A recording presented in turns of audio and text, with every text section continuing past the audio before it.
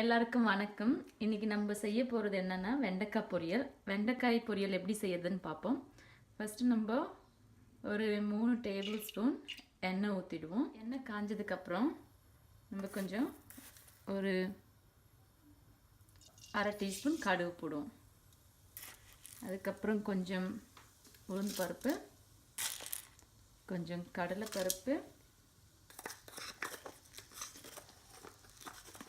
கொஞ்சம் சீரகம், கொஞ்சம் பெருஞ்சீரகம். அதுக்கு நம்ம கொஞ்சம் உப்பு சேர்த்துக்கலாம். க்ரீன் சில்லி போட போகிறேன். நல்லா மிக்ஸ் பண்ணிடுங்க.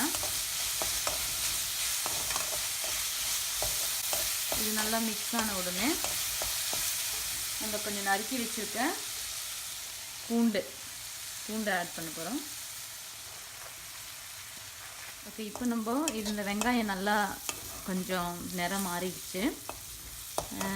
இப்போ நம்ம வெண்டைக்காயை சேர்த்துடலாம். இப்போ இது மாதிரி நான் நீல வாக்கில் வெண்டைக்காயை நறுக்கி வச்சுருக்கேன். இதை நம்ம கொஞ்சம் கொஞ்சமாக சேர்த்துடலாம்.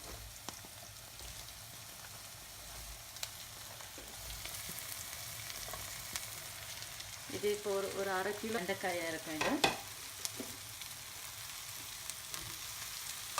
இப்போ நல்லா கிளறி விட்டுச்சுங்க. நம்ம இந்த 5 நிமிஷம் ஆல்மோஸ்ட் வெந்துடுச்சு. இப்போ வெண்டைக்காயோடைய கலர் பார்த்திங்கன்னா கொஞ்சம் மாறி இருக்கு. இப்போ நம்ம இதுக்கு தேவையான மசாலா பொருட்களை சேர்க்கலாம். இதுக்கு தேவையானது ஒரு அரை ஸ்பூன் நான் மஞ்சள் பொடி சேர்க்குறேன். நான் மஞ்சள் பொடி கொஞ்சம் ஜாஸ்தியாகவே சேர்க்குறேன். ஏன்னா மஞ்சள் உடம்புக்கு நல்லது. அது anti inflammatory, anti carcinogenic, it's got lots of benefits. அதனால் மஞ்சள் பொடி சேர்க்குறேன். அதுக்கப்புறம் கொஞ்சம் நான் வீட்டில் அரைச்ச மிளகா பொடி சேர்க்குறேன். இதில் எல்லாமே சேர்த்து அரைச்சிருக்கோம். ஸோ இது நான் ஒரு 2 ஸ்பூன் போடுறேன். இப்போ நம்ம இதை அடைச்சி வச்சு கொஞ்ச நேரம் இந்த மசாலா எல்லாம் மிக்ஸ் ஆகட்டும். ஒரு 2-3 நிமிஷம் போதும். இப்போ நான் இதில் ஒரு கட் பண்ண ஒரு தக்காளி நான் சேர்த்துருக்கேன். இது உங்களுக்கு ஆப்ஷனல் தான். வேணும்னா சேர்த்துக்கலாம், வேண்டானா இந்த ப்ராசஸை ஸ்கிப் பண்ணிவிட்டு நீங்கள் இதை அப்படியே கண்டினியூ பண்ணலாம். இப்போ நான் ஜஸ்ட்டு ஒரு தக்காளி மட்டும் சேர்த்துருக்கேன். பண்ணிவிட்டு இதை இன்னும் கொஞ்சம் நேரம் மூடி வச்சு நம்ம வேக வச்சு எடுத்துடலாம். அவ்வளோதான். சரி, இப்போ நம்ம இது திறந்து பார்க்கலாம். வா, இப்போ இது நல்லா வெந்துட்டுருக்கு.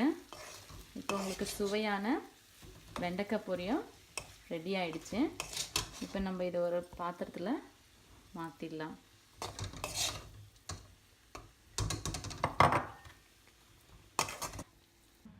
இப்போ நம்ம இதை வேற ஒரு பாத்திரத்துக்கு மாற்றியாச்சு. இப்போ நீங்கள் இதை பார்த்தீங்கன்னா ரொம்ப நல்லா வெந்திருக்கு. அது ரொம்ப மனமும் நல்ல சுவையான மனம் இருக்குது. இப்போ இதை சாப்பிடணும் போல் தோணுது. இப்போ நான் உங்களுக்கு டேஸ்ட் பண்ணிவிட்டு இது எப்படி இருக்குன்னு சொல்கிறேன்.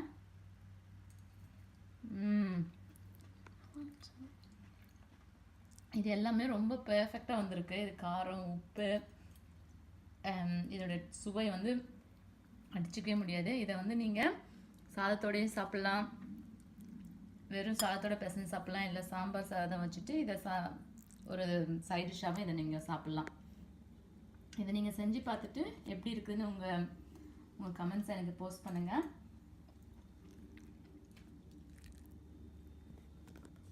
ஸோ இப்போ இந்த மகன் ஃபஸ்ட் டைம் இதை சாப்பிட போகிறா.